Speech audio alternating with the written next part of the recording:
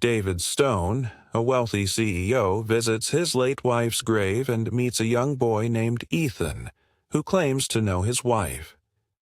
Ethan's cryptic words reveal a message of forgiveness from Elise, urging David to let go of his past guilt. This encounter helps David confront his mistakes and realize that healing comes from self-forgiveness. Ethan's wisdom changes David's life, teaching him the power of reflection and growth. A millionaire CEO, David Stone, stands solemnly at his late wife's grave, reflecting on the life they shared. But as he's lost in his thoughts, a young boy unexpectedly appears, standing at the edge of the grave. When the boy speaks, David is immediately frozen in his tracks. "I know her," the boy says. "She wanted you to forgive yourself." The words hit David harder than any business deal or financial loss ever could. What seemed like an ordinary visit to his wife's resting place turned into a life-changing moment for David. The boy's message shatters everything he thought he knew about love, guilt, and redemption.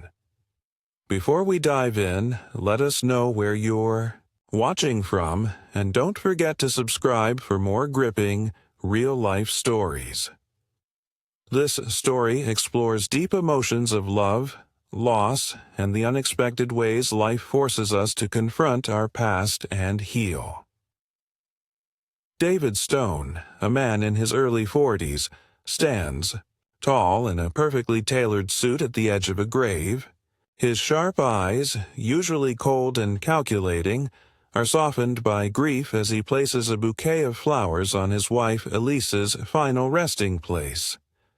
A successful CEO, David's life has been defined by ambition, control, and a relentless pursuit of success. His reputation as a powerful businessman is matched only by the icy distance he keeps from his emotions. But here, in the quiet of the cemetery, the walls he's carefully constructed around his grief start to crack. He's alone with the past he's tried to bury, his wife's sudden death leaving him in an emotional void that success can't fill. David's demeanor is usually composed, cold, and confident, traits honed by years of climbing the corporate ladder. He's used to being the one in control, the one with all the answers. But standing here at Elise's grave, he's stripped of all the armor his wealth and influence have afforded him. His sadness is palpable, an ache he's never let anyone see. The man who once prided himself on his emotional detachment is now confronted with raw loss and vulnerability, the depth of which he hasn't allowed himself to face in years.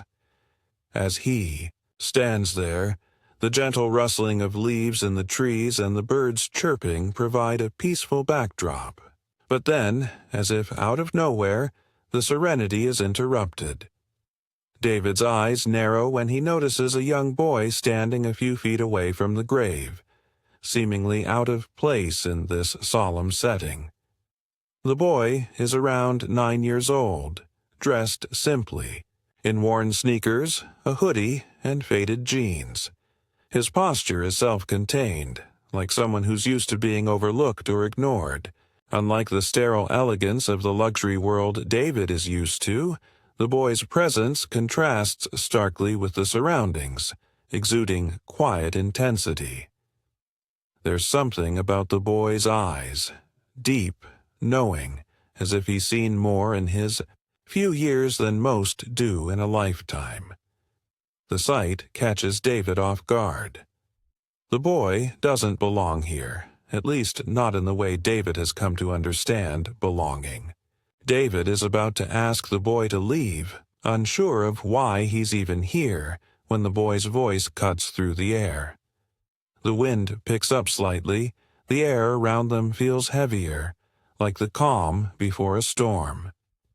David doesn't expect what comes next. The atmosphere shifts, foreshadowing the profound turn his life is about to take. Something in the boy's gaze makes David hesitate. He feels an unsettling weight in the air, like an invisible bond between them that David can't quite place. This quiet moment is about to be the catalyst for a life-altering revelation, and David has no idea that the encounter with this boy will force him to confront everything he thought he knew about grief, loss, and human connection. David Stone stands silently at his wife Elisa's grave, a bouquet of flowers clutched tightly in his hands. The soft rustling of leaves and the distant hum of the city beyond offer no comfort to him. He's been here countless times since her sudden passing, but each visit brings more pain, more confusion. The flowers are laid gently on the headstone, and David stares down at her name, lost in thought. The years of success, the wealth and the status he's built seem irrelevant here, replaced only by the gnawing emptiness that he can't escape. His mind is still heavy with memories of Elise, the woman who shared his life, his dreams, and his silence. She was his emotional anchor, the person he could count on, but she's gone now, and David doesn't know how to deal with it. He's built empires, run corporations, but here, at her grave, he's just another man alone with his grief. As David stands there, deep in thought, he notices a young boy standing a few feet away, staring directly at Elisa's grave. David blinks, unsure if he's seeing things, but the boy doesn't move. He's small, no older than 9, and his appearance strikes David as odd in the quiet setting. His worn sneakers and hoodie seem out of place against the polished marble of the graveyard. David takes a step forward, his confusion deepening. The boy remains still, his eyes fixed on the gravestone as if there's something there only he can see. David clears his throat and calls out, "What are you doing here, kid?" His voice is calm, tinged with curiosity but lacking the edge of aggression. It's not an uncommon sight for strangers to wander near graves, but there's something about this child's quietness, his stillness, that unsettles David. The boy doesn't react immediately. He just keeps staring at the grave, as though lost in a thought that David can't reach. Finally, the boy slowly raises his hand and points directly at the headstone. His voice is soft, but certain, and David catches every word. "I know her. She talks to me sometimes," the boy murmurs, his gaze never leaving the grave. David's heart skips a beat. The words feel like a punch, a shock to his system. His thoughts whirl, racing to catch up. "What do you mean you know her?" David asks, his tone now tinged with disbelief. How could this child know anything about Elise? What could he possibly know? The boy doesn't flinch at David's sudden question. Instead, his expression remains calm, almost knowing, as if he's accustomed to such reactions. There's something disarming in the way he holds David's gaze, an unspoken depth in his eyes that makes David's discomfort grow. David shakes his head, struggling to make sense of it. "Who are you?" he asks, the question a jumble of confusion and curiosity. The boy shifts slightly, still pointing at the grave. "She told me things," he says, his voice quiet but unshaken. "She says she's waiting for you, but you're angry.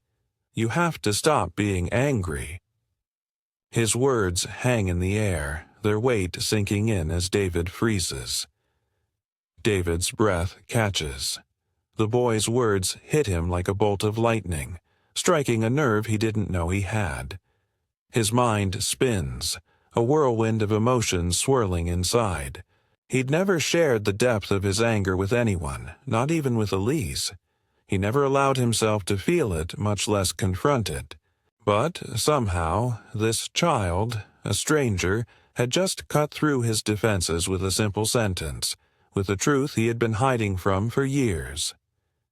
David stands rooted to the spot, stunned. His mind races to process what he's just heard. The boy's words echo in his mind. You have to stop being angry. How could this child know that? How could he know anything about David's internal struggle? Behind them, a few visitors in the background glance in their direction, but no one dares approach. The awkward silence between David and the boy is thick with tension, neither of them moving. The onlooker's curiosity remains hidden behind hesitant glances, unsure of what's going on between the grieving millionaire and the mysterious child. David's breath hitches as the boy turns to face him fully. I know who you are. You're her husband, aren't you? The boy pauses, his words deliberate. You're the one she loved, but she's waiting for you to stop being so angry. David's eyes widen. His chest tightens, and for a moment he feels the ground beneath him shift. He's frozen, unable to speak, the weight of the boy's words crashing down on him. He doesn't know what to make of it, doesn't know how to respond. The boy's voice, so simple yet so full of truth, has left him reeling. The last thing David expected when visiting his wife's grave was this encounter, this strange, inexplicable moment that felt like fate, or something even more profound. The boy stands before him, eyes filled with a quiet understanding that David can't quite comprehend. He stands there, still, unable to process what just happened. The anger he's carried for so long, the guilt, the hurt. It all feels so raw, now, exposed for the first time. How can a child understand so much about him, about the anger that shaped his life for years? The boy's words linger in the air, unanswered. David is left standing in the cemetery, at the crossroads of grief and truth, unsure of what comes next. The boy, in a few simple words, has cracked open the walls David has spent years building. David's breath comes in shallow bursts as he steps back, his world suddenly feeling less certain. The young boy's words echo in his ears, bouncing off, the heavy silence around them. His entire body feels like it's on the verge of unraveling. Who are you? David demands, his voice cracking as he tries to steady his breath, his thoughts swirling. His mind races, trying to make sense of the situation. But the truth, or whatever this strange encounter is too surreal. Ethan doesn't flinch. He doesn't step back. He simply stands there, his gaze calm and unwavering, as if this conversation, this moment, was inevitable. I'm just someone she wanted to meet, the boy says softly, his voice a strange mix of wisdom and quiet certainty. She told me you'd come here one day. She's been waiting for you to listen. David's heart skips a beat and his stomach drops. The ground beneath him seems to tilt ever so slightly as the weight of Ethan's words presses in on him. His mind races for answers, struggling to grasp the meaning behind them. How could this child, this stranger, know anything about Elise, about him? How could he know that he's been coming to the grave all these months, searching for something but never truly listening? David's once steady composure begins to unravel, his breath quickening as grief begins to seep through the cracks. He feels it then. Raw, unrelenting, and for the first time in months, he lets himself feel it. The grief for Elise that he had buried so deep beneath his work, beneath the walls he built around himself. It all comes rushing to the surface, overwhelming him. For a moment, he's speechless. His gaze shifts between the boy and his wife's grave. What is happening? His mind refuses to make sense of it, but there's something undeniable in Ethan's presence. Something that makes David feel like he's been missing the point all along. The boy's words seem to wrap themselves around David's heart, digging deep. "She wants you to forgive yourself," Ethan continues, his voice softer now, almost comforting. "She told me you can't move forward unless you do." David's chest tightens, his heart constricting painfully in his ribs. The breath he tries to take feels too heavy, too suffocating. He's been holding on to guilt for so long, guilt that's eaten away at him without him even realizing it. Elise, her memory, her love, the life they built, he never allowed himself to truly grieve. He's held on to the anger, the regret, as though punishing himself would somehow change the past. But now, with Ethan's words, it all feels different. His hands tremble slightly, and he presses them against his thighs, trying to steady himself. "How do you know all this?" David asks, his voice barely above a whisper. His question is almost rhetorical, but the answer lingers in the air, unspoken. The weight of the boy's presence seems to say it all. Ethan isn't just a child. He's a messenger of something beyond the immediate world. Ethan tilts his head slightly, his gaze never leaving David. "She wanted you to be happy again. She wanted you to forgive yourself so you could live, instead of just existing." His words are simple, but they strike David like a hammer. They feel like a truth he's been hiding from. He spent so long bearing his feelings, drowning them in work, in his image of control. But deep down, he knew he was lost. He had forgotten what it meant to truly live. The wind picks up, causing the leaves to rustle around them, but it's as if time has slowed. The air feels thick, heavy with unspoken emotions, with realizations David is only now allowing himself to face. He stands there, frozen, unable to move, unable to respond. It feels like the world has shifted under his feet, and for once, it doesn't feel like he's in control. Ethan watches him with an intensity that's both disarming and wise beyond his years. His eyes seem to pierce right through David, seeing not just the man before him, but the man inside, the one who's been hurting, who's been hiding from the pain. Ethan's presence is a mirror to David's own soul, showing him the grief, the guilt, the inability to forgive himself. David's thoughts swirl in a storm. I don't know if I can," he says, his voice small. His head drops slightly as the weight of the moment presses on him. How could he forgive himself? How could he move on when everything he had ever wanted seemed to slip through his fingers? Ethan, still calm, still unshaken, says, "You have to try. She wouldn't want you to carry this anymore." His voice is so steady, so knowing. It's as if he's seen the answers David is searching for, even though the boy has only just met him.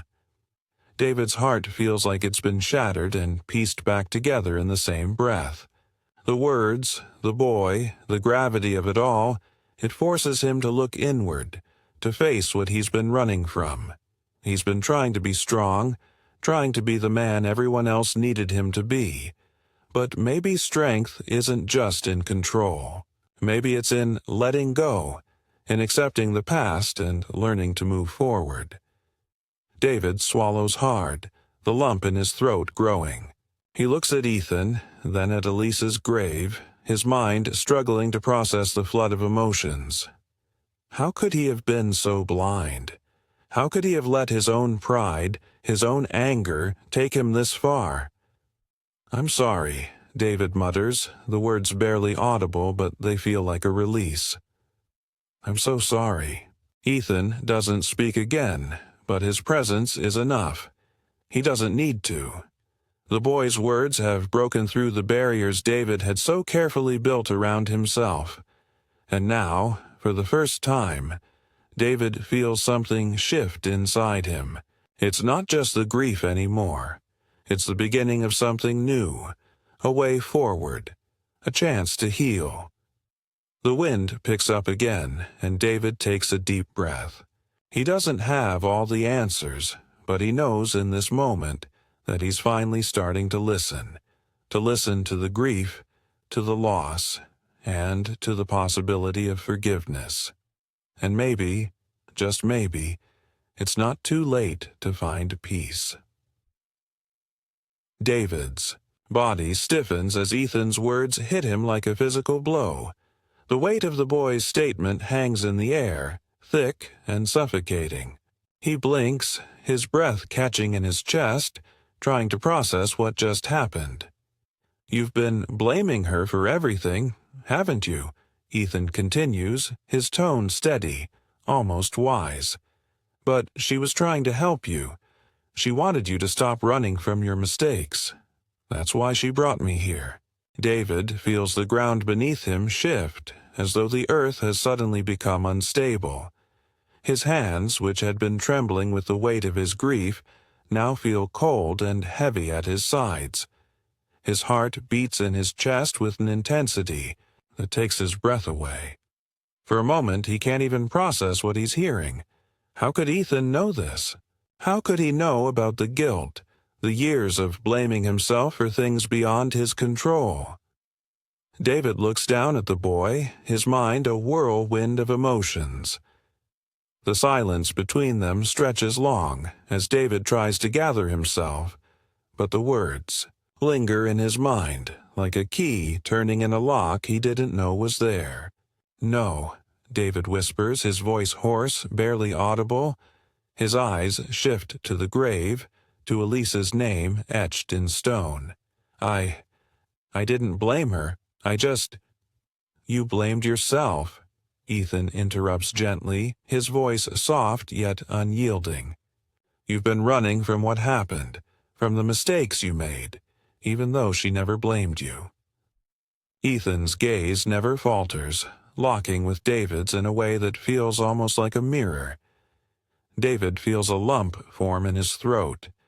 The words Ethan spoke have cracked open a dam inside him that he didn't even know was there. For the first time, he sees the full weight of his own actions, his own refusal to let go. He wanted to believe that if he just pushed hard enough, worked enough, he could somehow make up for everything that was lost, that he could somehow fix things with Elise. But now, standing in the cemetery, he realizes he's been punishing himself, letting his guilt consume him instead of grieving and healing. Ethan continues, his voice breaking through David's turbulent thoughts. "She knew you needed to hear this before you could move on. She wanted you to understand that the only way to move forward is by letting go." David's chest tightens, and for a brief moment, he feels the overwhelming weight of grief threaten to drown him. His eyes well up with tears, but he refuses to let them fall. Instead, he stands there, frozen, unable to speak, unable to move. Ethan, as if sensing the overwhelming flood of emotion inside David, takes a small step back, his expression softening. The boy is no longer just a mysterious figure. Now, he feels like something much more profound. He isn't just a child standing in front of David. He's a catalyst for change. He's the voice of clarity David has needed, even if he didn't realize it until now. David opens his mouth to speak, but the words don't come. How does he begin to explain to a child the weight of a lifetime's worth of mistakes, of guilt, of regret? How does he tell someone that for years he's been drowning in the belief that he was the cause of Elisa's death, that he didn't do enough, didn't love enough? He has no answers, no excuses, just the heavy silence of realization. Ethan's eyes soften, and he steps closer to David, his presence small but powerful. "She loved you," the boy says, his voice unshakable. "She never wanted you to feel alone in this. She just wanted you to forgive yourself, so you could live the life she wanted for you, for both of you." David feels his knees grow weak, and for the first time in a long time, the weight of his grief lightens ever so slightly. He looks at Ethan, the truth of the boy's words sinking deep into his chest. It's as though the truth of what he's been avoiding has been laid bare before him, and he realizes that he's been carrying all of this burden by himself. Elise had always been there for him, and in the end, her final wish was for him to stop punishing himself. He stumbles backward, then steadies himself against the gravestone. The tears he's been holding back for so long finally fall. Not for Elise, not in sorrow, but for the burden of guilt he had refused to release. Ethan watches him quietly, as if understanding that David needs this moment. The boy doesn't say another word, but his presence is enough, more than enough, to help David face what he has spent years running from. David's heart aches as the truth settles in. Elise's love was always there, guiding him even in her absence. She never wanted him to carry this weight alone, and now, finally, he can start to let go. The wind rustles the leaves around them, carrying away the heaviness in the air. David breathes in deeply, as if for the first time in years. "I'm sorry," he whispers, not just to Elise but to himself. "I'm so sorry." The air feels different now, lighter. The past still remains, but David knows he can finally begin to move forward. As he looks back at Ethan, the boy offers a small, understanding smile. It's clear that the boy's purpose here has been fulfilled, that this moment was meant to happen. David looks down at Elise's grave once more, and for the first time in months, he feels the weight of his grief begin to lift. He doesn't have all the answers, but for the first time, he knows he's on the path to healing. David stood there for a long moment, his gaze fixed on the grave of his late wife, Elise. The wind rustled the leaves of the trees around them, whispering a sound that almost seemed like a soft sigh. His chest felt tight, but there was a shift in the air, a subtle lightness. The flood of emotions that had once threatened to drown him now seemed to dissipate, slowly but surely, as if being carried away on that same wind. As the minutes passed, David's eyes began to well up with tears he had fought so hard to suppress over the years. The anger, the resentment, the overwhelming sense of guilt that had consumed him for so long, he felt it all start to melt away. He had built walls around himself, keeping everyone, including himself, at arm's length. He had refused to accept the reality of what had happened, unable to confront his own failure in his marriage, unable to face the fact that his actions had contributed to Elise's tragic death. But now, standing at her grave, listening to the words of the young boy who had come into his life so unexpectedly, he realized how wrong he had been. He had spent all these years blaming himself, punishing himself, unable to let go. But Elise's message, delivered by Ethan, had shattered the walls of his heart, opening him to a truth he could no longer deny. David's breath hitched as he looked down at the grave. "I'm sorry, Elise," he whispered, his voice thick with emotion. "I'm sorry for everything. I didn't know how much I was hurting myself by holding on to all this pain." He could almost feel her presence beside him, her love, her gentle encouragement. He had spent so long running from the truth, burying it beneath layers of anger and self-blame. But now, at this moment, he was finally ready to face it. A few moments passed in silence, and as David stood there, reflecting on all that had happened, he realized that this wasn't just about him anymore. His wife's message wasn't just for him, it was for the world around him. It was a message of healing, forgiveness, and moving forward with purpose. The lesson was simple but profound. Letting go of the past and choosing to embrace the future, free from the shackles of regret. David closed his eyes, letting the cool breeze wash over him, feeling a sense of peace settle within him that he hadn't felt in years. He didn't have all the answers. He didn't know how to fix everything, but he knew he had the power to change. He had to forgive himself. He had to let go of the anger that had kept him from living fully and allowing himself to heal. And, most of all, he had to honor Elise's memory by living the life she had always wanted him to have, a life of love, of joy, and of self-compassion. The lesson had been painful to learn, but it had changed him. Ethan had been the catalyst for this revelation, a stranger who had come into David's life at the most unexpected moment. David realized now that sometimes healing didn't come from within ourselves alone. It came from the messages that life sent our way, even in the most unlikely forms. As David stood at the grave, surrounded by the quiet serenity of the cemetery, he made a silent vow to himself and to Elise. He would move forward.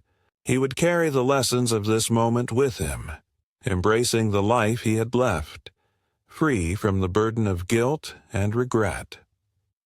The story of David Stone is a reminder to all of us that grief and guilt can cloud our judgment, and that sometimes it takes an unexpected encounter to break through the walls we've built around ourselves.